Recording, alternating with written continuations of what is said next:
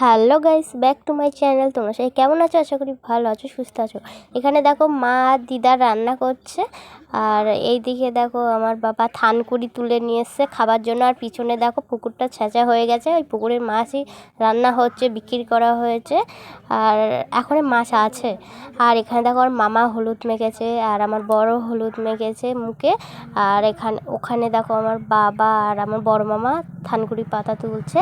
আর দেখো আমার মা বলছে তুই রোদ্দুরি কেন, হলুদ আমিও মেখেছিলাম। আর এখানে দেখো মা কেটে কুটে দিচ্ছে, আর দিদা রান্না করছে। দেখো থানকুড়ি পাতা, এই দেখো মা সব কেটে কুটে সব রেডি করে ফেলেছে। আর আমাদের পুকুরি মাছই রান্না করা হচ্ছে, আর বিক্রি করে দেওয়া হয়েছে, বাড়িতে আছে। আর এখানে দেখো আমার বড় মামা ছোটো মামাকে মাথায় কি কালি মাখিয়ে দিচ্ছে, এরকম করছে। আর তোমাদের দাদাভাই আমার ভাইকে পাকা চুল তুলে দিচ্ছে। তো ভিডিওটি এই পর্যন্ত, ভালো লাগলে লাইক কমেন্ট শেয়ার, বাই।